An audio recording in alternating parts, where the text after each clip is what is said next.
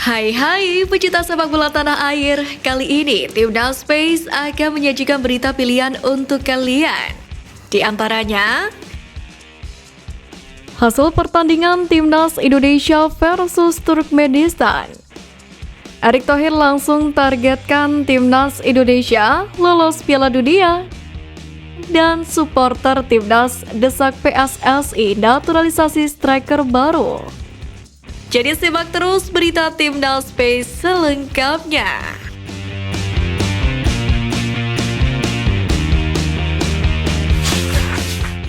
Timnas Indonesia baru saja melakoni laga FIFA Matchday dengan menghadapi Turkmenistan pada Jumat semalam pada pukul 19.30 waktu Indonesia Barat.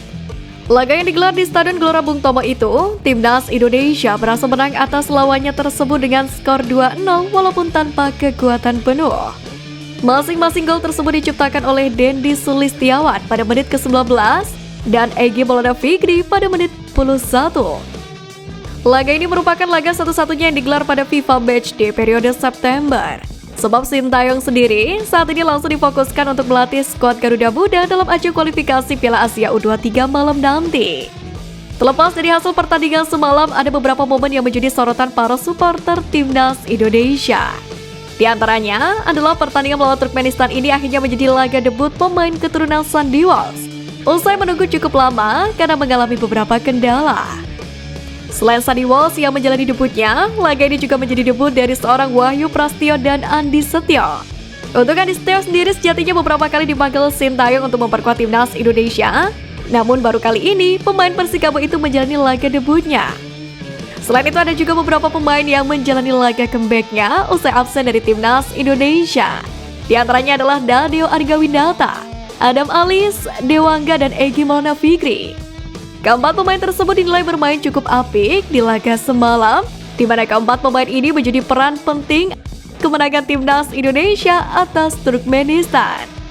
Sementara itu, supporter Timnas Indonesia juga menyoroti strategi permainan yang diterapkan oleh Sintayong. Dalam pertandingan ini, sejatinya memiliki strategi yang apik, namun para pemain masih terlihat miskomunikasi. Hal tersebut dinilai bisa dimaklumi, sebab pemusatan latihan sendiri masih berjalan 4 hari. Selain itu, ujung tombak Timnas pun dinilai masih kurang tajam, di mana tentu hal tersebut masih menjadi PR besar bagi staf kepelatihan Timnas Indonesia. Mengingat kualifikasi Piala Dunia 2026 akan dimulai pada Oktober bulan depan. Dengan hasil kemenangan ini, Timnas Indonesia berhasil mengumpulkan poin sebanyak 5,41 dan diprediksi akan meroket jauh di ranking FIFA. Sebagaimana diketahui, Timnas Indonesia memiliki jadwal yang padat pada bulan September ini. Usai laga FIFA Matchday, Timnas Indonesia akan menghadapi kualifikasi Piala Asia U23 dan usai kualifikasi Piala Asia U23 selesai, Timnas Indonesia U24 difokuskan untuk menghadapi Asian Games pada 19 September mendatang. Dalam hal ini, Indra Syafri menjadi pelatih Timnas U24. Mengingat Asian Games tidak termasuk di kalender FIFA, maka Timnas U24 berpotensi tidak akan menggunakan kekuatan penuhnya.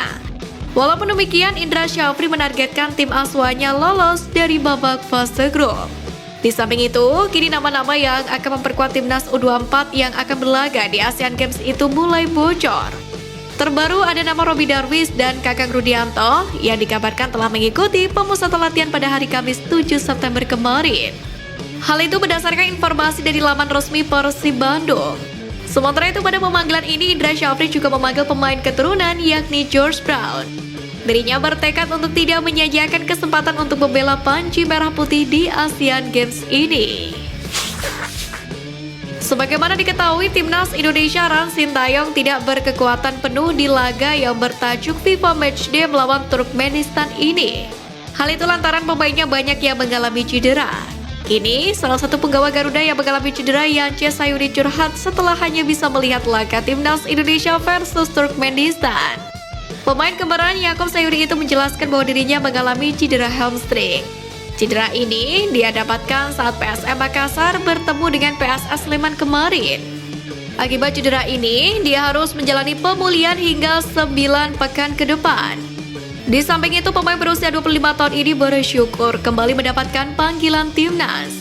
Namun, dia tidak bisa memberikan kontribusi kepada tim karena cederanya tersebut. Yajo berharap bisa segera pulih dan bisa membuktikan diri agar kembali mendapatkan kepercayaan dari Sintayong. Usai menghadapi Turkmenistan pada Jumat semalam, kini Sintayong memfokuskan diri untuk menghadapi China Taipei dalam laga kualifikasi Piala Asia U23 malam nanti di Solo. Tentu hal tersebut membuat Sintayong kelelahan sebab harus bolak-balik dari Solo, Surabaya. Namun dirinya mengaku tak masalah dengan hal tersebut. Di samping itu, jelang laga perdana kualifikasi Piala Asia U23, salah satu penggawa Garuda Muda juga mengalami hal yang serupa dengan Sintayong. Pemain tersebut adalah Rafael Struijk. Pemain berusia 20 tahun ini mengaku mengalami kecapean jelang menghadapi China Taipei. Sebab dirinya juga mengalami perjalanan jauh, yakni Belanda, Indonesia, sehingga dirinya merasakan kakinya letih. Walaupun kakinya mengalami letih, Rafael Struijk masih bisa bermain di laga pertama Timnas Indonesia U23 melawan China Taipei di kualifikasi Piala Asia ini. Sebab ia tidak mengalami cedera dan kondisi bagus, tapi semua keputusan tetap berada di tangan Sintayong. PSSI terus memberikan kejutan jelang menghadapi kualifikasi Piala Dunia 2026 dan Piala Asia 2023 Qatar. Terbaru, skuad Garuda dilaporkan bakal menambah kekuatan dengan melakukan proses naturalisasi pemain. Salah satunya adalah JIZ. Pemain yang kini merumput bersama Venezia dilaporkan sedang mengurus proses naturalisasi sebagai pemain Timnas Indonesia.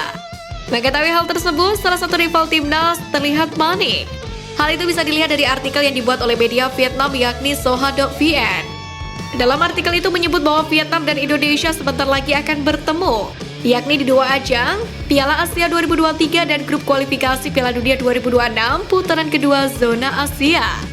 Dengan waktu yang mepet itulah Vietnam akan memantau terus kekuatan Timnas Indonesia, terutama kekuatan baru yang dimiliki skuad arahan Sintayong tersebut.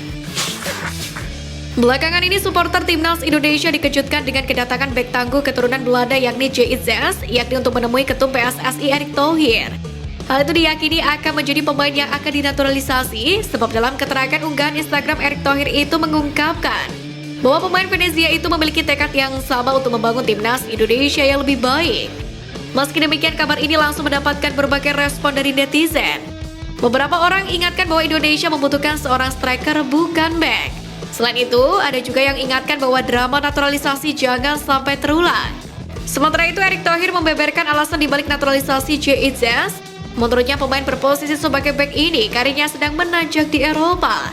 Di sisi lain, perjuangan untuk meyakinkan JIZ tidaklah mudah, sebab sang pemain juga dilirik oleh Timnas Belanda.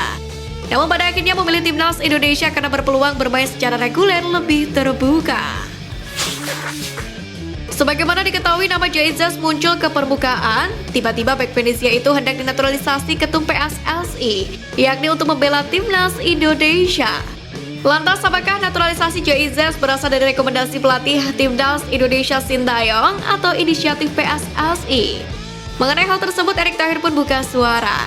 Dirinya menjelaskan bahwa dirinya sendiri, Sintayong, PSSI, dan Kemenpora sejatinya memiliki tim mencari bakat untuk mendata pemain keturunan atau diaspora.